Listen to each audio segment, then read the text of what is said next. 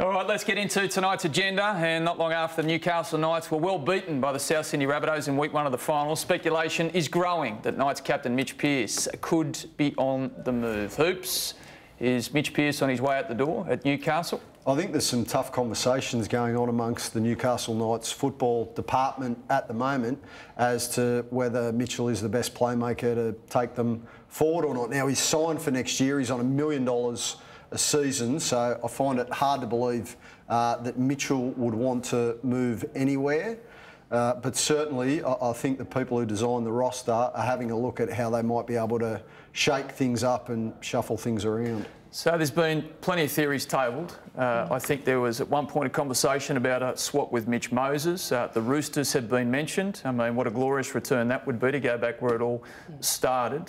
You've been making a few phone calls today, Lara. What have you heard? Yeah, my impression about that was that maybe that was coming from Pearce's camp. There was discussion that there was a 2-year offer on the table from Newcastle. Now that has been changed to a 1-year contract extension, and that perhaps Mitchell himself is disappointed with that. Having spoken to Newcastle today, my impression from them is that they're preparing to have a delicate discussion with him about his contract, because he is on $1 million a season next year, and that for that contract extension, they're going to be asking him to take a pay cut to $700,000 perhaps, and then for 2023, which they're interested in him for, he'd take a further pay cut to $650. So for your captain, for your halfback, to be looking at that kind of money at the tail end of his career, they want to sit face to face with him and have that discussion. So it sounds like this is all about, he's at Newcastle next year, but he's obviously got concerns about 2022. Club's starting to examine its situation in 2022, and that's just fast-tracking what might happen next year now. Is that fair to say? I feel like that maybe that he's reassessing where he wants to be if the club isn't showing that, you know, returning the love. Yeah. But from my talks with them today, I think they're building this club around Mitchell Pearce. He wanted a big back rower there, Tyson Brazil, they went out and got him. They wanted Jaden Brayley, they went out and got him. David Clemmer, the same. I think he'll be sitting down and asking them what their plans are for the number 6 jersey going forward, and I don't know that they've quite figured that out. I think it'll be Kurt Mann.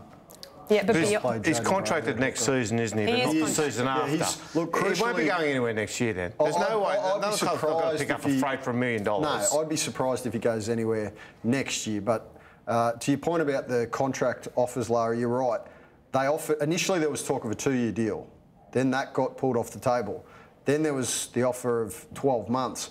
That's now off the table as well, and it's a, oh no, well, when you come back to training, we'll sit down and have a conversation about where things are at, and at best, they're only going to give him 1 season. And they're not giving him 2023. And the speculation about a swap with Mitchell Moses has been categorically denied by both clubs. Yeah, I was text messaging Brad Arthur at Parramatta today, and he said absolutely not. We're 100% committed to Mitchell. And Newcastle he spoke about himself, and he spoke about Andrew Johns, believing that Mitchell Moses is the right halfback for Parramatta. So I don't know where that began. There's a couple of different conspiracy theories, but I don't see that one coming to fruition. They often point in the same direction. But my feeling on it with Newcastle is that they do want him to finish his career there. They just don't. They don't want to insult him by saying, "We know you're on $1 million next year, but you have to take the year after and the year after that." Almost half by the third year. By 2023, he's almost halving his salary. So Philip Gardner, the CEO, wants to sit opposite him. He's not been in the bubble. Mitch has been in the bubble. They need to sit opposite each other and have this conversation and see where it lands. To be fair, he finished the season playing tired. I remember watching a press conference after the round 13 game where Blake Green arrived at the club. They beat the Tigers 44 points to 4. And Mitch sat in the chair next to his coach, Adam O'Brien. And I asked him about Blake Green, and he said he's very calm and he's very smart. And even though he's talking about Blake Green, I felt as though it was an indication of where he was at, because Mitch doesn't like to do the heavy thinking, the heavy lifting in terms of the thinking for the side. He struggles with it because he likes to play in the moment. And then I think it was only 2 weeks later Blake Green does his knee. And all of a sudden, all that responsibility that Blake Green had only taken for 2 games was forced back on Mitch Pearce. We get to the end of the season and he just looked worn down. You know, the entire side did. Yeah. And he passionately mounted a case to the Knights to sign Kieran Foran. That was another big player that he wanted there next year for him. They looked into it, they listened to what he had to say, but ultimately they weighed up the pros and cons and decided not to go with it. You make a good point. I think he wants a 6 next to him that he can work with.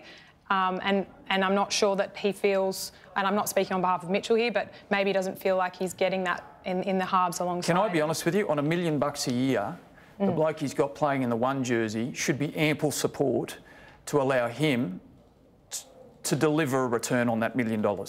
Like Kalen Ponga is on his way to becoming a franchise player. Look, I know they lost some support at dummy half and Kurt Mann had to move and he had a good partnership going there. Blake Green, you know, in for 2 games and gone. But at $1 million a year, Mitch Pearce shouldn't be relying on who else is in the halves with him to get his job done at the level they need him to do. Kalen should be picking up a bit of slack there too. Yeah, agreed. He's like on his money. The concern for him is he's fallen into this comfort zone where, okay, I've arrived. And he's playing like he's arrived. His football didn't improve this year. He's still a young man. He's still in that improvement age. He should have improved his footy this year. It didn't improve. Superstar talent, but he needs to continue getting better. He shouldn't think he's the finished product right now, Kalen Ponga. So he needs to start buying in a little bit about what the Knights are trying to achieve. The two of them. The pair of them together. Together need to solve the problem. The differences between their best given how much they take up on the cap.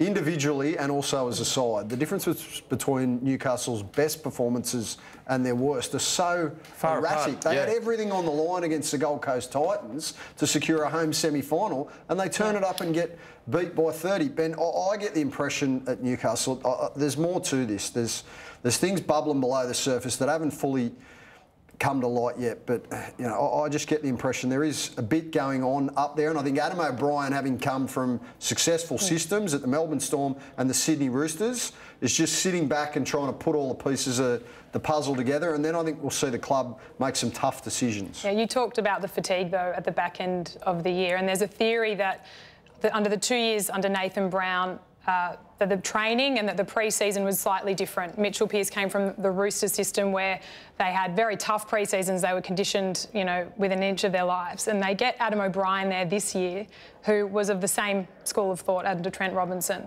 So he puts a really big pre-season into them. They came out of the blocks flying. They started the season before COVID break really well. And then they sort of ran out of gas at the back end of the year. And I think after another full pre-season under Adam O'Brien with a fully fit roster with Jade and Brayley back, that maybe he can do better things with them next year. All the buzz today, Lara, was the Sydney Roosters. Can you see Junior somehow landing back at the Chooks?